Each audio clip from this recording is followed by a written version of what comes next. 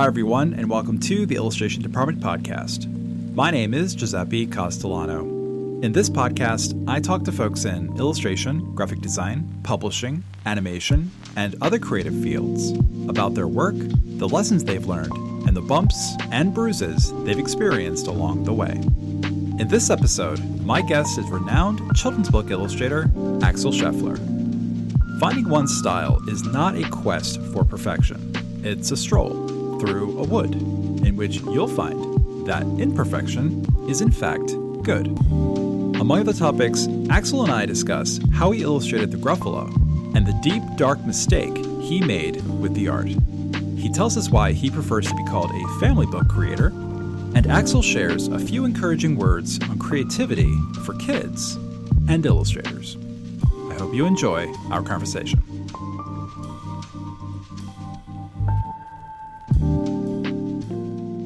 I review picture book dummies virtually every day with illustrators. I help illustrators write and find their footing as book creators. There are two questions I have about the Gruffalo.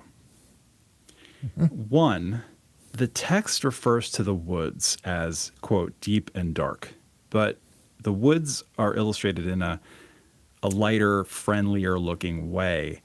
Was it art directed that way, or did no one really notice or care? I think it's the illustrator failing. The illustrator. Who illustrated that again? You can remind me. I kind of sometimes forgot what's in the text, and I just started drawing the wood, and I always think it should have been deeper and darker. It could have been the publisher, because they always want to have everything friendly and bright and nice. Sure. But I kind of failed to make it deep and dark. Okay. That's my admission. All right. Well, we'll get it re-illustrated later. We'll work on that. We'll talk to Julia later about that. It's quite interesting because the animators, not for the first animation that they did, but the second one, The Gruffalo's Child, they did make it really scary and deep and dark, and they succeeded where I failed. And also the Gruffalo's Child is more dark and deep, set in the winter, and it is more scary. But I think, nobody has complained about that. All right. So it's just something that I noticed when I was looking at the book earlier, doing research for you. Very Sorry good about that. of you to notice. Yeah. The second observation is more of an opinion of mine. The animals are named by their animal names: mouse, fox, owl, and so on. When I see this in picture books, now this is just my opinion. People can feel free to disagree with this, but I say to illustrators that I mentor who do this, if the character's name is mouse, what are the names of the other mice? There are other examples, obviously, like Frog and Toad is perhaps the most famous. Arnold Lobel, he knew what he was doing, right? Fair point. Yeah. But should I let it go? I think we only have this one mouse there, and can be called mouse and owl and fox and snake, because they are the only ones who appear in this book. Well, I guess my question for you is, is this something? It's something that bothers me. As I was reading the Gruffalo again, it reminded me of all these conversations I've had with illustrators about that, and I tell illustrators not to do that, but it doesn't seem like it bothers you. Should I not let it bother me? Maybe. I never thought about that at all. For me, it was just drawing a mouse, an owl, a fox, and a snake. In this story, within the context of this story. But never saw a problem in that. Okay. There's more of a problem that the owl is awake during the day, somebody pointed out. And although I complained about, again, the Gruffalo's Child, that there's a snake in the winter where they should be hibernating, one child said, "Why is the owl awake?" And I think that's a true objection.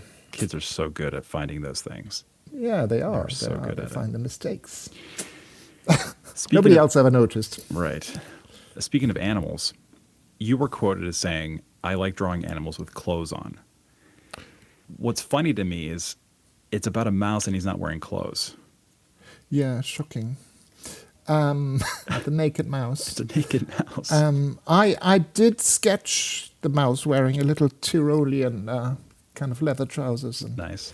a little hat with a feather, but it was the author who objected, and I think maybe the editor as well. So I had to give in. On my first sketches they were wearing clothes, but then what would the snake would have worn is the big question. I imagine some long knitted stripy Sock. thing, yeah. But no, I was it was not my decision. Right. It's still, the mouse is still walking on its hind legs. True. Its hind legs. And I know. the animals wearing clothes stand for people, really. And I know. As I was preparing for this interview, one of the things I noticed about your work, this is just my opinion, I could be wrong here, but I feel like it's deceptively simple. There's a deceptive simplicity with the way you design your characters and environments. yes. From like a quick glance or a read, one could think there isn't much to it, but that couldn't be further from the truth. Your work is quite complex and deeply thoughtful, in my opinion. Am I onto something there, or is that, or am I just full of hot air? I think completely. I think I'm quite simple-minded. I'm not an intellectual illustrator, and I find it really hard to construct pictures that are more interesting than my pictures are. There's always a side view. I got away with drawing the whole Gruffalo book without the Gruffalo being shown in any other from any other perspective than from the side. And yeah, my abilities are limited to Sure. construct and compose pictures, and I know there are many colleagues who do amazing things, but I think you're completely right. They're simple compositions and simple drawings, I think. But I think there might be lying some appeal in that.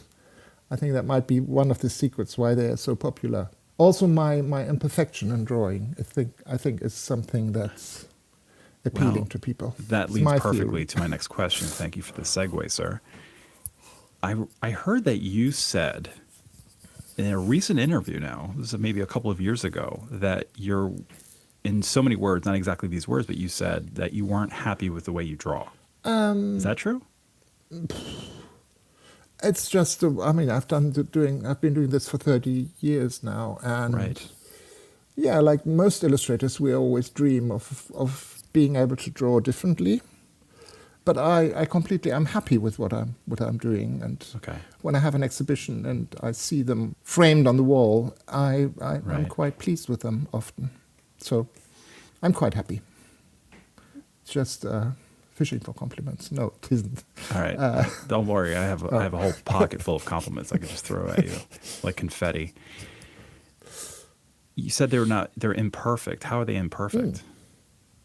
Well, there are some people who can draw perfectly, and I don't know how to define that, but there are lots of imperfections in my drawings. The scale is sometimes not very consistent, and I can't draw hands. I can draw.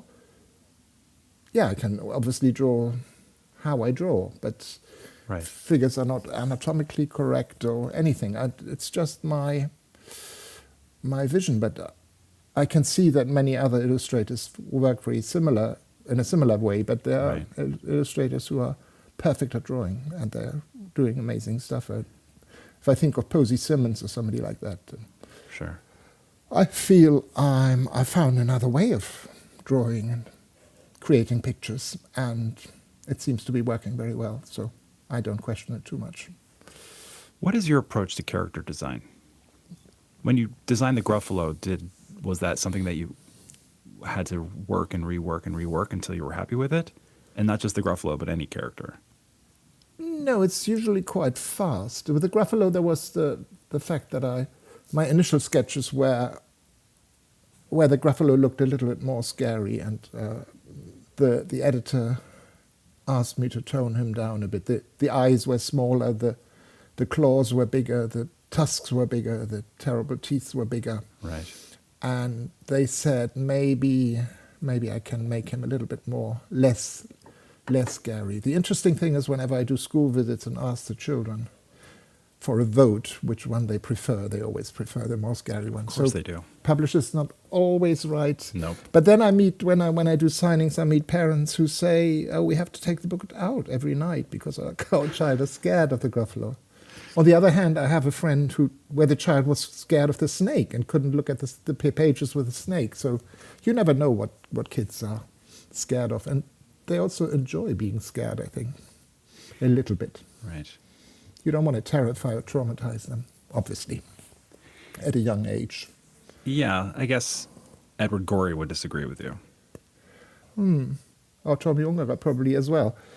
Yeah, we're all different, and children are different, but I don't find Gorey's pictures too scary for small children. I don't either. I could be wrong. I bet you if you were around and he could defend himself here, he'd probably say that wasn't my intention at all. Yeah. He would probably also say that my books really weren't meant for kids. They were just meant for me. He could say that as well. Yeah. Speaking of kids, you were born in Hamburg, Germany on December 12th, 1957. A long time ago. A little bit. Not that much. At the age of 14, you won a prize in a drawing competition held by a chocolate company. A, do you remember the chocolate company? And B, do you remember what you won? I won a plush cow. Nice. And it was Milka. I think they're Swiss. And I drew a purple cow. But I don't think that was a major thing in my life. It's very, yeah. I, on the other hand, won a honorable mention in second grade. I don't know how old I was, 7 maybe. I drew a sailboat under a bridge where I grew up. Yeah. Thank you. Belated congratulations. Thank you, finally. Axel. I was waiting for you to contact me on that one. I don't know if I'm like purposefully trying to make that be a moment in my life. Like, was it really a moment in my life? Did I really win that award and it forever changed the trajectory of my artistic direction? I don't know. Maybe. Yeah. Probably not. I won the thing. It was a ribbon. My parents got it framed. Wow. I still have it framed. It's in my house. Nice. But yeah, I mean, were you, I guess, the age-old question, I guess, were you, at that point, 14 and 15 and 16, I think for me, that's when I started realizing illustration could be a thing. I think this might be a thing. How old were you when you realized that art was a legitimate life pursuit?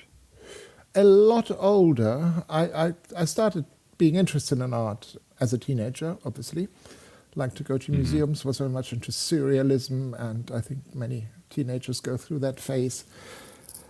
And I discovered kind of people like Sempé and Gorey and Tomi Ungerer. But I had never the idea that I could be an illustrator. That came only after I went to England, went to art college, and saw that illustration is a proper job and that I could be good at it. So I was in my mid-20s when I realized that, and I didn't start working as an illustrator till I was 28, 29. So slow process. I was born with 20 little detours. Yeah, oh, well, we're going to talk about that in a second. I was born 20 years later in 1977. Speaking of 20s, around that time you left the University of Hamburg because you weren't an academic, to use your words. Instead, you cared for the mentally ill through Germany's national service. What did that entail? I was a conscientious objector, and in Germany you had the right to be recognized as a conscientious objector. They couldn't force you to go to the army. Okay. Oh, yeah, and issues that come back now to us. But there was conscription, and you had the chance to refuse to go to the army, and then you had to do an alternative service. It was a bit difficult to get recognized as one, and I spent 16 months doing housework for people who had mental problems but were living at home. So I wasn't in an institution. I went to visit them at their homes and cleaned their flats and did shopping for them. And it was not really caring for mental people. It was, doing practical things. Caring in a way. For 16 months. I assume some perspective or insight on life was gained through that experience. Yes? I think it was really good to see areas of society that I wouldn't have seen otherwise, coming from a middle-class family, and see people who had different lives. Yes, that was a good thing. So this is about 10 years before the Gruffalo. You are now in the UK. Your first clients were in advertising and publishing. Yeah. Do you remember those first months or first projects as an illustrator? This is now, we're talking 1982, 83. Yeah, I finished art school at 85, and during my last trimester, whatever it was, one of my tutors said, why don't you go and put a portfolio together and go to London and show your work and see whether you get any work. And that's what I did, and that's what happened. So when I left college, I had already work printed, which was helpful. Right. And the 80s were really a golden age of illustration. Everybody was, all publications were using illustrations. There were illustrations on book covers. There was a lot of illustration in advertising. Mm-hmm. I was really lucky to start at that time. And children's books were always something that, I wanted to do. I thought my style lent itself to children's book illustration. But I did endless editorial illustrations and some advertising. And that was a good way of earning money quickly. So there were jobs that had to be turned around very quickly for Time Out or magazines, where I had a week to do an illustration, and I did kind of cartoony, not cartoons, but illustrating text in a kind of cartoony way. And it was a good way to start, and I had work ever since. It's really lucky. You mentioned Tommy Ungerer a couple of times. He would have been around at that time. Did you know him? No, I didn't know him. I once went to a talk in London that he had at the South Bank with Judith Kerr about their experiences during the Second World War, and I had a book signed afterwards by him. But I've never met him properly or talked to him. Who are some of your contemporaries? Were you hanging around other illustrators, or were you sort of keeping to yourself? No, I've been going to book fairs since right from the late 80s onwards, and I've done endless Bolognas and Frankfurts, and I've made many friends who I met at the book fairs, and I've got good German colleagues who became friends, and more than in Britain. But I mean, you obviously liked England enough that you decided to make that your home. Yes. I guess the reason I'm bringing up Ungerer is because he's one of my personal favorites, not just because of his work, obviously his work, but also his story really fascinates me. Yes. He would have been, had he not been essentially exiled from the children's publishing industry in the United States, which is a fact, what would his career have been like, I wonder? You know, because he was coming up around the same time as Sendak and Silverstein. Yeah. The three of them were the big boppers in the publishing industry in the United States. Yes. With Ungerer, he did a book that was essentially sexually themed. Yes. Let's put it that way. And the children's publishing industry said, not in our backyard, get the hell out of here.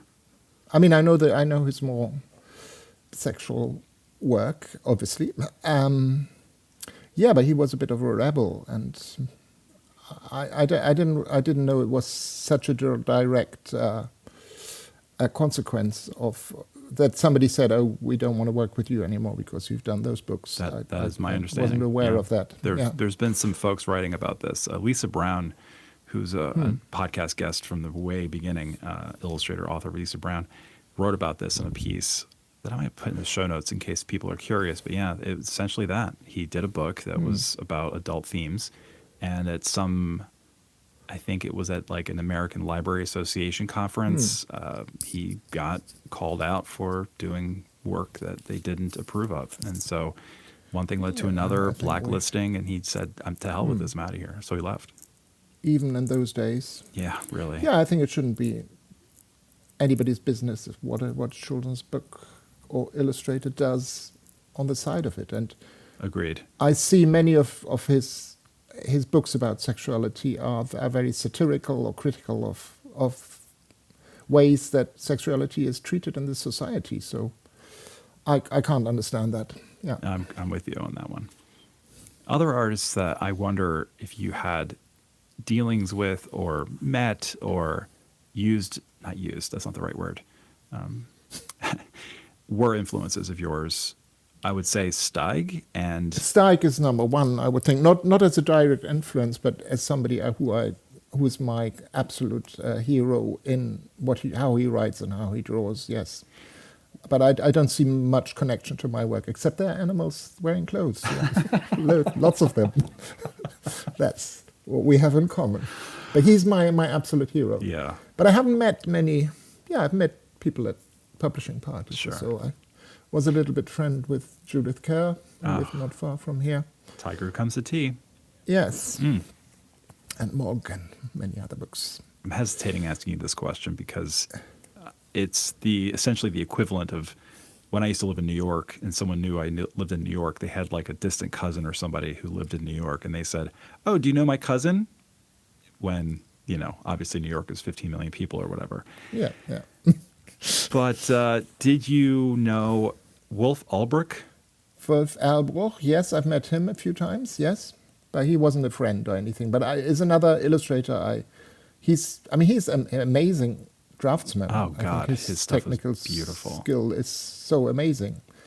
If I compare myself, my way of drawing to his way of drawing, that's when I feel very incompetent and very simplistic and very clumsy in a way.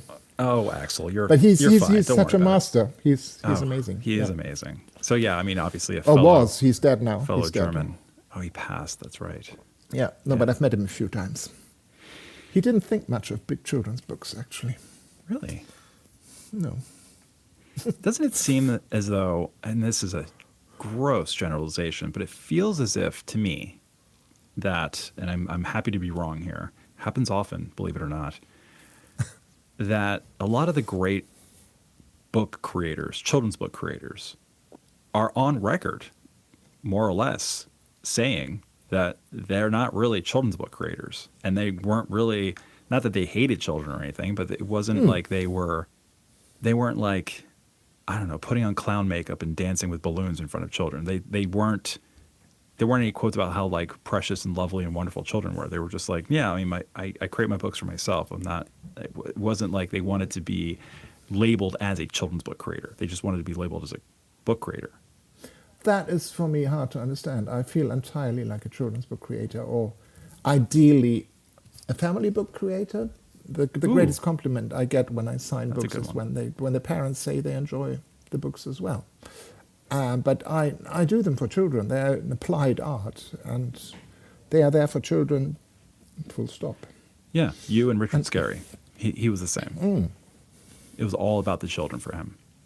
Yeah, and again, I'm not doing them for myself. I'm doing them to be children's book that children enjoy, hopefully with their parents together. Yeah. So I guess we've mentioned three of them: Sendak, Erlbruch, and Gorey. I'm going to fact check myself. I'm going to leave that in, and people can email me and yell at me and be like, "Dude, you're wrong. Here's why," which will be fun. Yeah.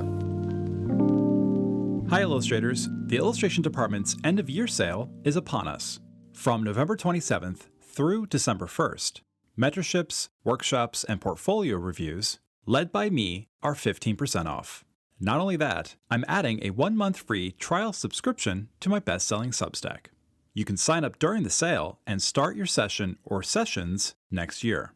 To take advantage of this rare sale, visit illustrationdept.com/classes. I hope to see you. I was talking to an illustrator earlier today about their process, and I didn't have this in my notes either, but now I'm curious to know if this is part of your process. So I feel like there are two camps of illustrators when it comes to preparatory work, or when it comes to approaching the piece.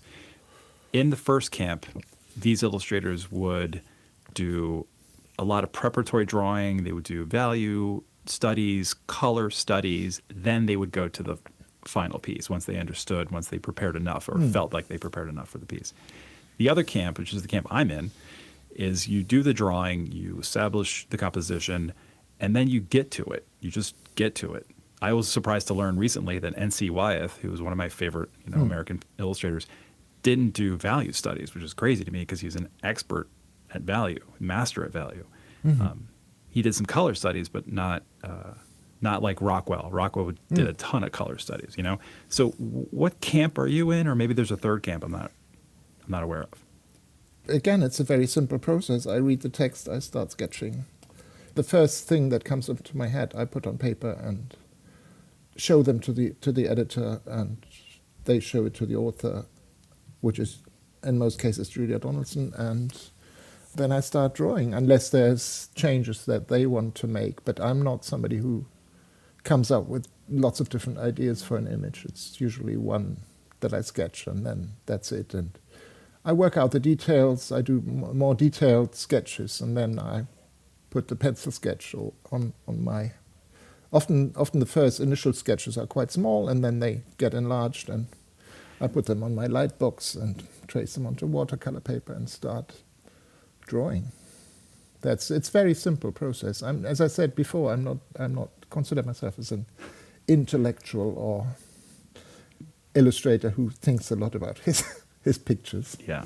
So they're very intuitive. And that's kind of what I recommended to the illustrator, because she did a lot of prep work and she wasn't happy with the color studies, and she didn't quite know where to go. And I just said, like, I think you should just trust your intuition and dive into it and see what happens. Yeah. I would agree. Watercolor paper, pen and ink, dip pen and pen and ink. Is that dip pen for the black outlines? Liquid watercolor, or like liquid watercolors, Ecoline little bottles, and then color crayons, colored pencils on top, and a bit of gouache for white dots, snow, and things like that. That's what I use, and that's what I've been using for 30 years for the books. So tried and true. Why fix it if it ain't broke? So I guess you're not using AI then? No. For your work? So far, not. I don't. Why not, Axel? I don't even. Everyone is like, it's all the rage. Haven't reached the age of Photoshop. So if they need something needs to be done, I ask the publisher to use Photoshop, but I'm not doing that, and I don't know how to do it. If you work in publishing, you know this to be true. Some people might find this to be a little surprising, but with you and Julia, the general process is the writer and the illustrator do not talk. They don't correspond. They barely email each other. The editor and the art director are the go-betweens. That's the case with us, yes. I would assume some people would find that to be surprising, seeing as you two have worked together for 30 years. People basically. Always find it surprising that we don't talk about what we're writing, what she's writing about. And I don't. I've heard several interviews where the interviewer was surprised to hear that, and I'm listening to it on my run or whatever, going like, no, that's how it goes. But I think often if there's a partnership between illustrator and author, I think they're either really good friends or partners or married. They knew each other before. If you think of the Ahlbergs, or there are probably other examples. And with Janet Ahlberg, and what was her husband? Yeah. She died. He died as well now. Anyway, so I think we're quite unusual in that way, that we've had this really successful collaboration, but without sitting together in the pub and making up ideas. The Provensens would be another husband-wife team. Alice and Martin Provensen. Yeah, there's quite a few. Diane, Dillon. Yeah, there's a lot. Yeah, but we're not married, and her husband died now, so he was quite important for her, I think, in the process of creating stories. Yeah. By the time you and Julia started working on the Gruffalo, that wasn't your first book. Your first book was A Squash and a Squeeze. That's correct, yeah. The publisher asked Julia to write a folktale. She submitted one about obviously, quick-thinking mouse and a monster. A year goes by, and the publisher hadn't responded.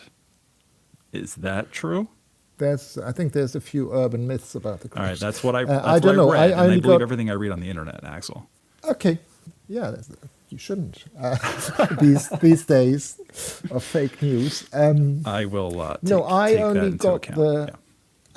I don't know how the story was triggered in Julia, and if you say that she was asked to write a folk story. All right, here. I didn't know. How about this? Yeah. I'll tell you how the Gruffalo came to be. Apparently, I need to tell you. Thank you. Yeah. So here's how it came to be from my research and reading and understanding.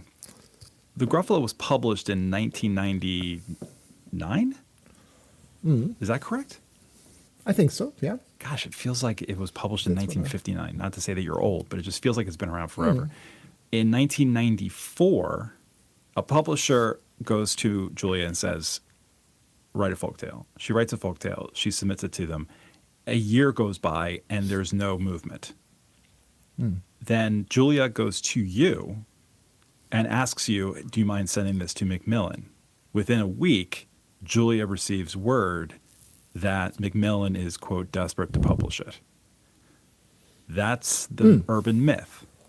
True or false? No, that's quite true, except I was seeing Kate Wilson, who was publisher of Macmillan Children's Books. She came round for dinner. It was the day when Julia had sent me the text that was with the publisher, and they didn't do anything with it. And she sent it to me and said, do you want to illustrate it or whatever? Okay. I can't find the letter. I don't know where it is. Kate came for dinner. I showed her the text. She said, I want to do this. And the rest is history. There are different versions, but I'm 100% sure that I remember this right, that she came and I showed her the text and she immediately wanted to do it, and it didn't need any editing, it didn't need any changes, and I think she saw the potential of the Gruffalo, although she only, I think the first edition run was like 1,500 copies. Get out of here. I don't have a first edition. If anybody has one. It's very rare. All right, they'll text you later with their demands for that book. So that's how it came about. And then she said, let's do it. And I think another book came. It took another year or so till I started working on it, or half a year. Right. Yeah. So the original publishers to this day is kicking themselves for.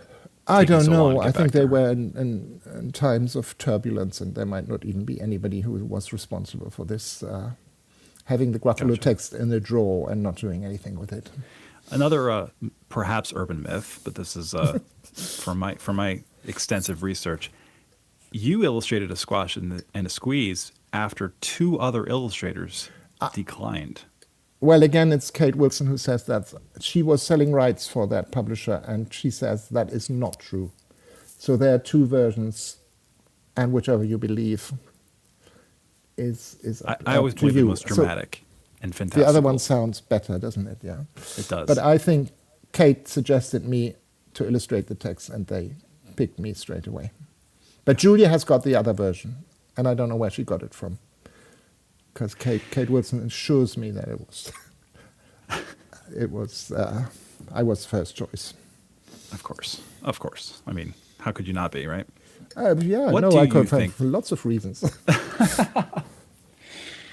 The imperfectness of your drawing style. That's definitely one reason why I'm sure you get a lot of rejections and whatnot.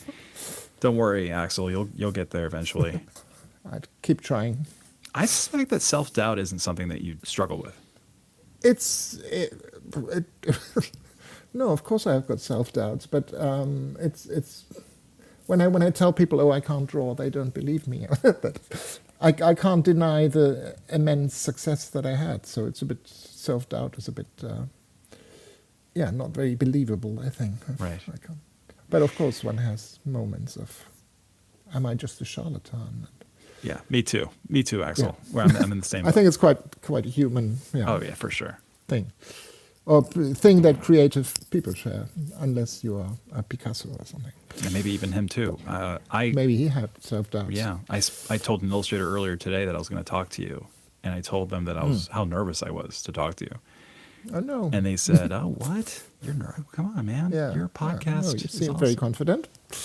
I put on a good face. What do you think, or do you not think at all about this? What are your thoughts on generative AI? I try not to think about it, but that might be a mistake. No, it's not. I can't see how it will be a threat to me, but I think it's a threat to creative people. I'm worried about it when I think about it, but I try not to do it. I will just carry on with my color pencils and my inks. Well, I'll share with you what I have been sharing on the podcast over the last, 6 months maybe now, it seems like, maybe even longer. I feel like, and it's starting to come true, if, do say so myself, my bold prediction for a while now has been traditional media will find a great deal more value. Like people will find a great deal more value in traditional media than digital media. Yes. And I hate to say this because I don't want to diss so. anyone who works digitally, but working digitally is not the same as using AI. Using AI is literal theft, and it's ruining the environment and a lot of other terrible things. I agree on all that. Yeah. Yeah, I think it's accelerating the oversaturation of digital art or art created digitally. Therefore, if publishing behaves the way it's been behaving since the 1870s or 1880s, it shifts. It shifts like a pendulum back and forth all the time. And I feel like there will be a counterculture moment, and I think we're kind of seeing it already, where more and more publishers and more illustrators will be embracing traditional media. Even if the traditional media is augmented with digital media, I think that traditional media is finding its footing again, or maybe has already. Yes, let's hope so. I've got a little anecdote about that because my Pip and Posy books that I do for very young children are incredibly successful. They're selling millions in China. And congratulations. I've heard, thank you. That's not my doing. Come on. Sure it is. But I heard that people there notice that they're hand-drawn and appreciate that because I think they're so flooded with digitally produced images that they, as you said before, that it's something that people will celebrate and notice more. And so I think there's hope for all of us dinosaurs working the way that we did even the thousands younger of years dinosaurs. ago. I think there's definitely hope for sure. Yeah. If you were not to be an illustrator, if you decided ultimately that illustration was not going to be your career choice, did you have anything else in mind? No. I wouldn't have known what to do. I don't know. I didn't.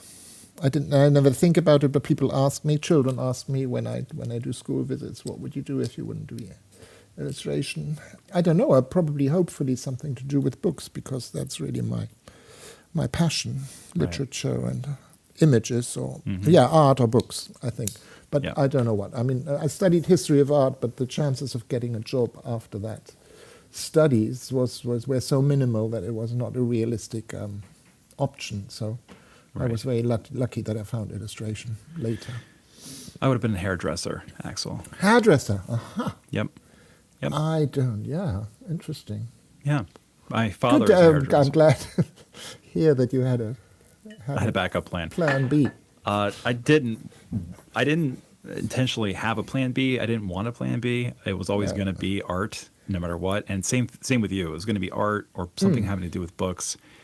Have you cut people's hair in your family? I have not. No, I haven't. Should try. But I might cut someone's ear off. Like my sister cut my ear once when she was practicing.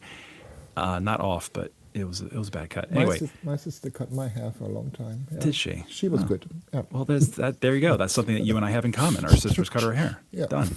Perfect. No, my dad owns. My parents are immigrants from Italy, and my dad in 1980. The name. Yeah, exactly. Good old Irish name. My dad bought a gas station in 1980 and converted it to a hair salon, and that's still going strong. That's so many years later. Yeah. And if everything had just completely collapsed for me, as far as art goes, you would have taken over. I would have not taken over. I would have learned how to cut hair and work with my dad. Yeah. It would have been fine. It would have been great. It would have been fun. Yes. I probably would have been good at it. Need a haircut. It's a bit far, probably, where you are. Try it out. Do you think about illustration in this way? I'm guessing you don't, but I'm going to ask you this question anyway. What is it that you love about illustration? What is it about illustration that you enjoy? That's an interesting question. Is it? Assuming Thank you. I do enjoy it. Exactly. That's what I was trying to say. No, I think drawing is something that comes very natural to me, and I enjoy.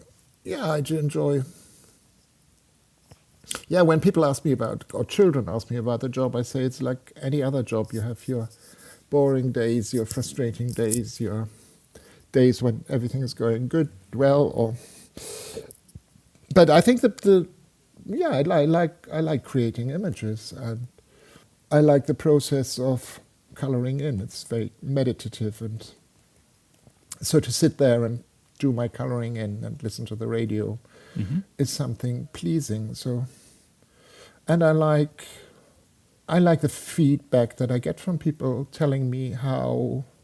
I just had an encounter in the supermarket, doesn't happen very often, but the local supermarket, where somebody came up to me and said, do you actually realize how much what you do to people, how much it means to people, what you're doing? And I don't think of it every day, but I think of all the parents reading these books to their children, and I see how much they're loved and how much influence they have on their lives, and I think that's a great thing. It's really rewarding to have that. Illustration is my job, and that's what I do, and it means so much to so many people. Of course. Did I answer your question somehow? Yes. You could have said octopus, and that I would have taken that as an answer. That would have been a fine answer. You could have said anything, honestly. Octopuses could draw with all their 8 arms. That's an interesting thought. With their little brains in each of their arms or legs or whatever they are. Oh God, what? Anyway, that's you mentioned octopus. No? Right, and they got their built-in ink, so they'll Yes. never run out of art supplies. Perfect. All right, let's They work don't on live that. very long though. No, it's too bad. All right, let's you and I work Anyway. on that book. I'll text you later with the manuscript. We have illustrators and writers listening. Someone asked you this in another interview, and your answer was basically like, "How the hell do I know?" So That sounds like me. Yeah. What would you say to illustrators and writers if you were to share with them just a piece of advice, or even just some words of encouragement from you directly to them? And you're not allowed to say, "How the hell do I know?" Yeah. Well, what I just described is it's a great thing to create pictures for texts, to enjoy that, to enjoy the creativity.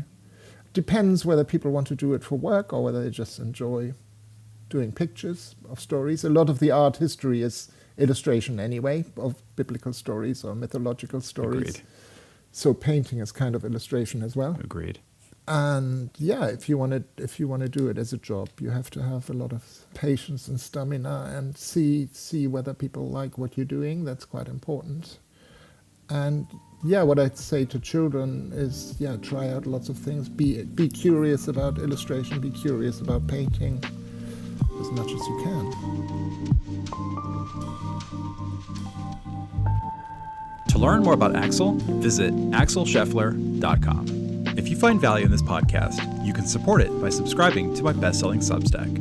For $5 a month or $50 a year, you will access hundreds of articles on the art, practice, and history of illustration, unlock bonus podcast episodes called Extra Credit, and connect with other members of the ID community. Join me on Substack by visiting illustrationdept.substack.com. Thank you so much for listening. Until next time.